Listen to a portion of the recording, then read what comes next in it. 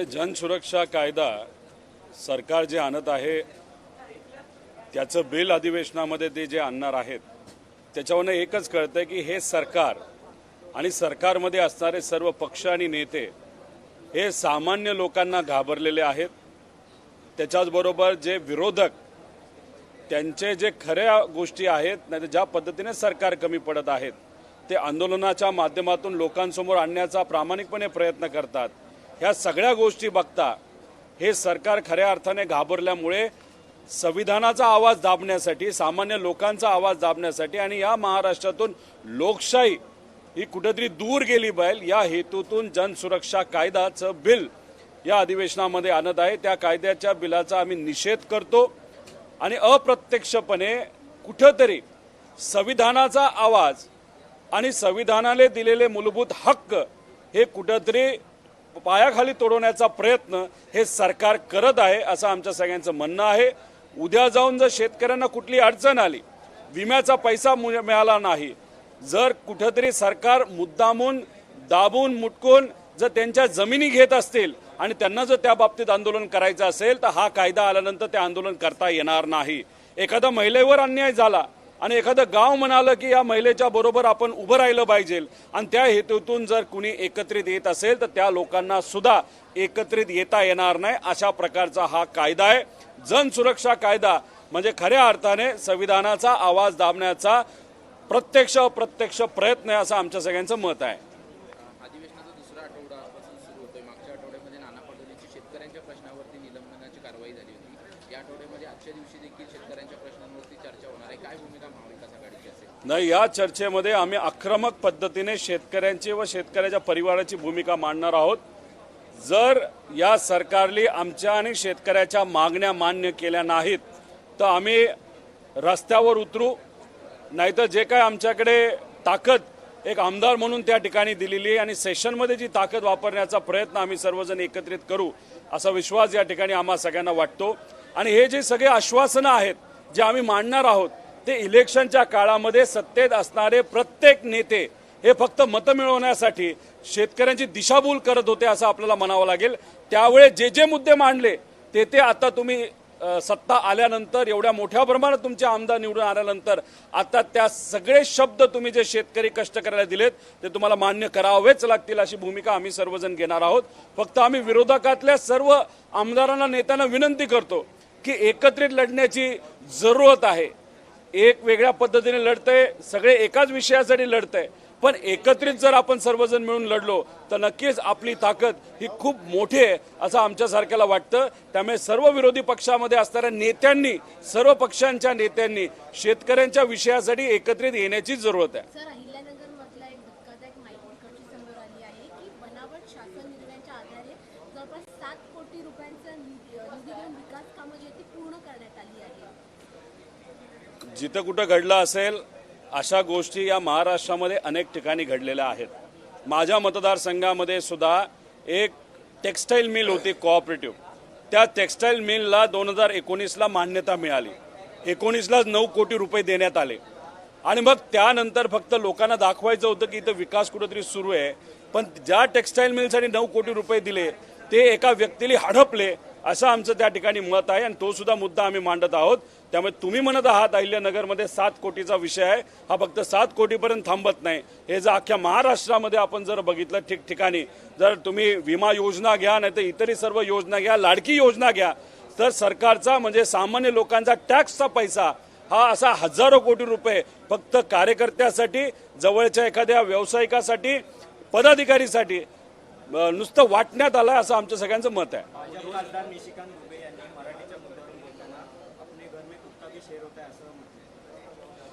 अरे बाबा, त्या निशिकांत दुबेंना एवढंच मला सांगायचं आहे की असं बोलून चालत नसतं। अशा पद्धतीने तुम्ही दिल्लीत बसून जर बोलत असाल आणि खरा तुमच्यात जर दम असेल तर एकदा महाराष्ट्रात येऊन तुम्ही त्या ठिकाणी दाखवा। आम्ही कुठल्याही भाषेच्या विरोधात नाही, आम्ही म्हणत आहोत जो महाराष्ट्रात जन्मला, जो मराठीचा मान सन्मान ठेवतो तो मराठी माणूस। आम्ही न गुजरातींच्या विरोधात आहे, न आम्ही मारवाड्यांच्या विरोधात आहे, आम्ही सर्वजण सगळ्यांबरोबर आहोत। फक्त महाराष्ट्रात जर तुम्ही राहत असाल तर तुम्ही मराठीचा मान सन्मान ठेवला पाहिजे असं आमच्या सगळ्यांचं त्या ठिकाणी मत आहे। पण या सरकारमध्ये चाललंय तरी काय मला कळत नाही। खरं तर काही दिवसांपूर्वी काल का परवाच एक राज्यमंत्री देशाचे जाधव जे बुलढाण्यातून शिंदे गटातून खासदार झालेले आहेत, काय बोलले ते की त्यांनी सांगितलं की कधी काळी गुजरात ही मुंबईची राजधानी होती. मग मला तर काय घोळ कळलाच नाही. मग तुम्ही कुठेतरी असं म्हणत आहात का की येत्या काळामध्ये आम्हाला मुंबईला हे गुजरातला द्यायचंय, जे अनेक भाजपच्या गुजरातच्या भाजपच्या नेत्यांचं स्वप्न आहे की मुंबई वेगळी झाली पाहिजे, नाही तर गुजरातला जुडली गेली पाहिजे. गुजरातला जुडली जात नसेल तर तिला वेगळं करून टाका आणि महाराष्ट्राचं आणि मुंबईचं जे काही संबंध आहेत ते मिटून टाका. हे कुठेतरी ते खासदार जाधव जे शिंदे गटाचे आहेत आणि देशाचे राज्यमंत्री आहेत असं त्यांनी वक्तव्य केलं. मला त्यांना एवढंच सांगायचं, 107 हुतात्म्याला तुम्ही विसरलात का?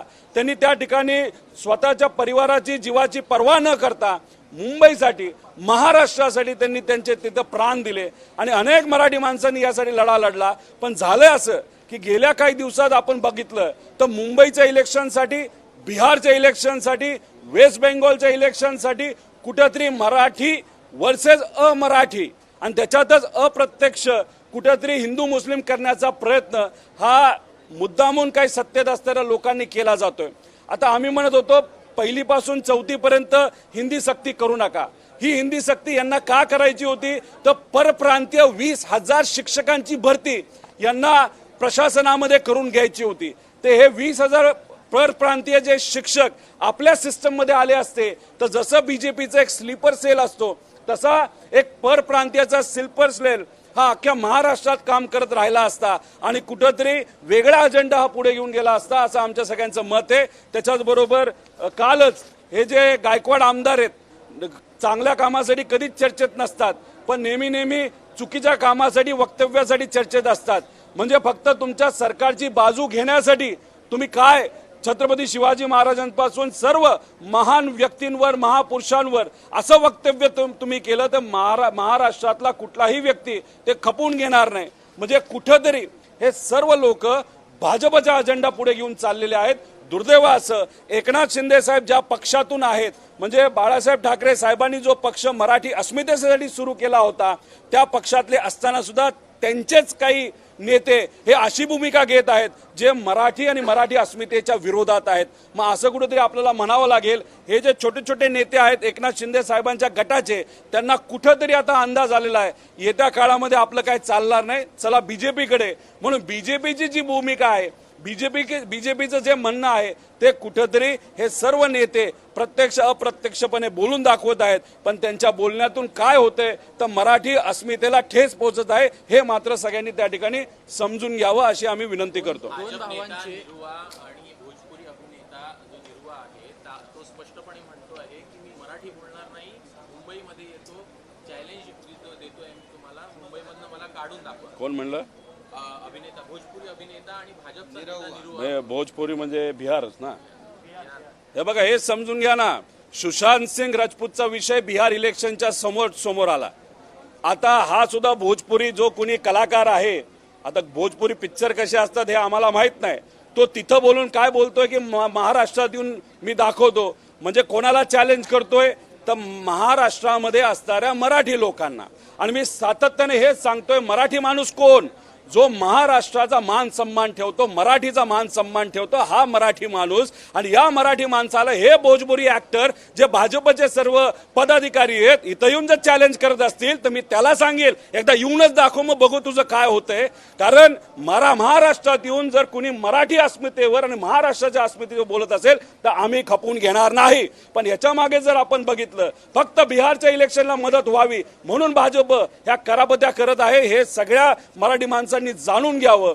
जे आंदोलन काही दिवसांपूर्वी परप्रांतीयाचं या महाराष्ट्राच्या भूमीमध्ये झालं त्याच्या मागे सुद्धा भाजप होतं आणि भाजपचा पैसा होता. त्यामुळे अशा प्रकारे तुम्ही जर भेदभाव करून म्हणजे लोकसभेला हिंदू मुस्लिम, जेव्हा विधानसभा आला तेव्हा ओबीसी मराठा आणि महाराष्ट्राचं आणि बिहारचं इलेक्शन आलं तर मराठी विरुद्ध परप्रांतीय, हे चालणार नाही. अशा पद्धतीचं भेदभाव जर तुम्ही करून या महाराष्ट्रामध्ये राजकारण करत असाल तर आज तुम्ही सत्तेत आहात पण कायमच सत्तेत असाल असं नाही. पण त्या भोजपुरी कलाकाराला नाही तर ऍक्टरला चॅलेंज आम्ही सुद्धा स्वीकारतो, एकदा येऊनच दाखवा मग बघूया तुमचं काय होतं. पण त्यांच्या सुरक्षेची जबाबदारी ही सरकारने त्या ठिकाणी घ्यावी. तुम्ही या महाराष्ट्रातल्या मराठी माणसाची सुरक्षा ठेवू शकत नाही, पण या भोजपुरी ऍक्टरची सुरक्षा फक्त तुमचा पदाधिकारी म्हणून ती ठेवून तुम्ही दाखवावी, एवढंच या ठिकाणी सांगतो. दोन भावांचे मेळावे झाले. मेळाव्यानंतर आशिष शेलारांनी वक्तव्य केलं की ज्या पद्धतीने पेहलगाममध्ये धर्म विचारून लोकांना मारण्यात आलं, त्याच पद्धतीने मनसे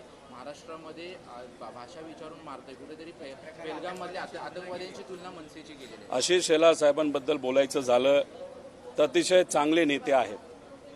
कदाचित ती त्यांची व्यक्तिगत भूमिका नसावी, पण भाजपच्या नेत्यांनी त्यांना फोन करून सांगितलं असावं तुम्हाला असं स्टेटमेंट द्यायचंय, पण ते स्टेटमेंट देत असताना ते विसरून गेले की टेररिस्टची तुलना तुम्ही मराठी माणसाशी करत आहात. हे कसं तुम्ही आणि आम्ही सर्वजण खपून घेणार? त्यामुळे स्टेटमेंट देत असताना जरा विचार करून तरी तुम्ही स्टेटमेंट द्यावी. मराठी माणसं जी या महाराष्ट्रामध्ये यांना तुम्ही तर दहशतवादी म्हणत असाल, हे आम्ही सर्वजण कसे खपून घेऊ? त्यामुळे आशिष शेलारजींचं जे वक्तव्य त्याचा निषेध मी करतो आणि शेलार साहेबांना मी विनंती करतो की नेत्याचं आणि तुमच्या पक्षाचं किती ऐकायचं आणि कितपर्यंत ऐकायचं हे कुठेतरी आपण मोठे नेते आहात ते समजून घेऊन त्या पद्धतीने तुमची राजकीय वाटचाल करावी असं कार्यकर्ता म्हणून नाही तर महाराष्ट्राचा नागरिक करून त्या ठिकाणी मला वाटतं. रोहितजी, पुण्या रेल्वे स्टेशन बाहेर जर आपण पाहिलं तर महात्मा गांधींचा पुतळा आहे आणि त्याच पुतळ्यावर कोयत्याने एका व्यक्तीने वार केले आहे. तुमच्याच पक्षाच्या महिला प्रदेशाध्यक्ष यांनी ही माहिती शेअर केलेली आहे. तो तोडण्याचा प्रयत्न केला. आधीच कोयता गँग पुण्यामध्ये फेमस आहे, त्यात आता महात्मा गांधी यांच्या पुतळ्यावर अशा पद्धतीने वार करण्यात आले. गोडसे हे गेले, पण त्यांचे विचाराचे वारसदार आज सुद्धा राहिलेले आहेत. पण अनेक वेळा गांधींच्या विचारावर आघात झाला, किती वेळा विचार तोडण्याचा संपवण्याचा प्रयत्न झाला तरी गांधींचा विचार हा संपलेला नाही आणि तो संपणारही नाही. त्यामुळे गोडसेंच्या विचाराचे जे कोणी लोक असतील त्यांनी कितीही डोकं आपटलं, कितीही त्या ठिकाणी आंदोलन केलं नाही तर कितीही काही चुकीच्या गोष्टी केल्या तरी गांधीजींचा विचार या भूमीतून कधी जाणार नाही, एवढंच या ठिकाणी मी सांगतो. सर, संभाजीनगरमधल्या मुली बाल सुधार गृहातून फरार झाल्या होत्या अशी माहिती मिळाली होती. मात्र आता एक माहिती समोर येते त्या मुलींबद्दल की त्या ज्या बाल सुधार गृहामध्ये होत्या तिथे त्यांना प्रेग्नन्सीच्या गोळ्या दिल्या जायच्या. कुठे परत सांगा. ज्या संभाजीनगरमधल्या मुली पळाल्या बाल सुधार गृहामधून तिथे एक माहिती समोर येते की त्या मुलींना प्रेग्नन्सीच्या गोळ्या दिल्या जायच्या आणि जर त्याने काही झालं तर अंगावरती गोमूत्र शिंपडून त्याच्यावरती भयानक कृत्य आणि त्याच्यावरती टेस्ट केली जायची. नाही बघा, हे असं जर घडलं असेल तर जे कुणी त्या संस्थेचे प्रमुख असतील, सरकारी संस्था असेल तर तिथं अधिकारी असेल त्याच्यावर लगेचच्या लगेच कारवाई करण्याची जरूरत आहे. व प्रायव्हेट संस्था असेल तर मग तिथं असणारे जे कोणी ट्रस्टीज असतील त्यांच्याकडे त्या ठिकाणी बघण्याची जरूरत आहे आणि त्यांच्यावर कारवाई करण्याची जरूरत आहे. अशी गोष्ट जर महाराष्ट्रामध्ये घडत असेल तर ते योग्य ठरणार नाही. त्याच्याचबरोबर आपण जर बघितलं तर ती फक्त एकाच संस्थेचा विषय असं नाही. आदिवासी संस्थेच्या ज्या मुलींच्या विविध हॉस्टेल्स आहेत त्याच्यामध्ये सुद्धा अशा काही गोष्टी घडत आलेल्या आहेत आणि पूर्वी सुद्धा घडल्यात, हे आपल्या सर्वांना माहिती आहे. त्यामुळे सरकारला मी कृपा करून विनंती करतो, रस्त्यावर असणाऱ्या ज्या माता भगिनी त्यांना तुम्ही सुखरूप ठेवू शकत नाही. एक तर त्याच्यासाठी तुम्हाला काहीतरी कायदा व सुव्यवस्थेची परिस्थिती कशी चांगली होईल यासाठी प्रयत्न करावे लागतील आणि हे जे हॉस्टेल आहेत जे गरिबांसाठी आणि खास करून मुलींसाठी सुरू केलेले आहेत त्याच्यात जर गैरप्रकार होत असेल तर सरकारने पुढाकार घेऊन कारवाई करून एक वेगळा रूल रेग्युलेशन त्या ठिकाणी आणण्याची जरूरत आहे.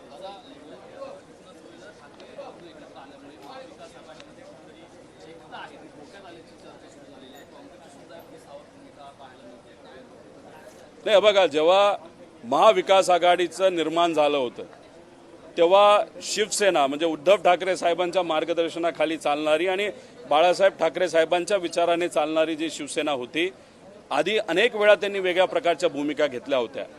काँग्रेस आणि राष्ट्रवादी समविचारी होते, पण जेव्हा महाविकास आघाडी फॉर्म झाली होती, निर्माण झाली होती, तेव्हा आम्ही कॉमन अजेंडेवर चालत होतो. एक कॉमन अजेंडा घेऊन पुढे चाललो होतो. तो विकासाचा होता, एकता होता, समानता होता, शिक्षण होतं, शेतकरी, कष्टकरी, युवा, विद्यार्थी, महिला, सुरक्षता या सगळ्या विषयांवर आम्ही एकत्रित आलो होतो. आणि त्यानंतर या तिन्ही पक्षामध्ये कधीही असं स्टेटमेंट झालं नाही ते दुसऱ्या पक्षाच्या विचाराला अडचणीत आणेल.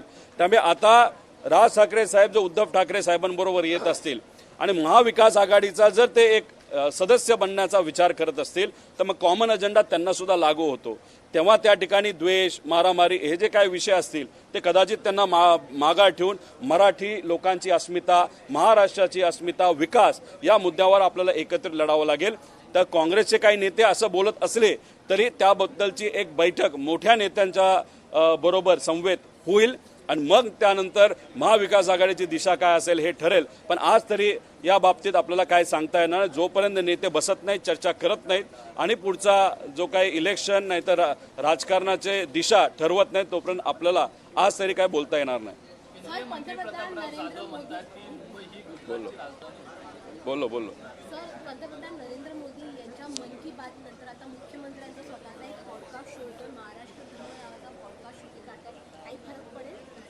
हे बघा, मुख्यमंत्री म्हणून, महाराष्ट्राचे मुख्यमंत्री म्हणून ते जर महाराष्ट्र धर्म हे नाव वापरत असतील आणि महाराष्ट्र धर्म हे जे ब्रॉडकास्ट आहे ते जर राज्य सरकारची प्रॉपर्टी असेल तर मी काय बोलणार नाही.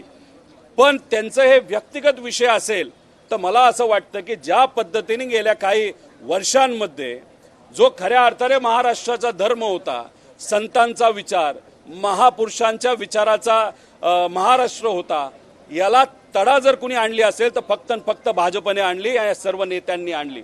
आणि ह्याच्यामध्ये जो खऱ्या अर्थाने आपला गाभा होता, जो विचार होता, हा जर यांनी मिटवला असेल ना तर मिटवण्याचा प्रयत्न फक्त राजकारणासाठी केला असेल आणि तो व्यक्तिगत ब्रॉडकास्ट असेल तर त्या ब्रॉडकास्टचं नाव हे महाराष्ट्र धर्म हे योग्य वाटत नाही. कारण का तो धर्म तुम्ही पाळतच नाही. हे अनेक वेळा आम्ही सर्वांनी बघितलेलं आहे. इलेक्शनच्या वेळेस शेतकऱ्याला खोटा शब्द देता, माता भगिनींना खोटा शब्द देता, युवांना खोटा शब्द देता आणि आता तुम्ही महाराष्ट्र धर्म नावाचा ब्रॉडकास्ट चालू करत असेल तर हे तुम्हाला शोभत नाही. कारण महाराष्ट्र धर्मामध्ये खोटं बोलून कुणीही देत नाही. त्यामुळे कृपा करून तो तुमचा व्यक्तिगत ब्रॉडकास्ट असेल तर ते नाव बदलावं. जे काय ठेवायचं ठेवा, पण महाराष्ट्र धर्म हे नाव तुम्ही ठेवू नका, एवढंच या ठिकाणी मी सांगतो. एबीपी माझा, उघडा डोळे बघा नीट.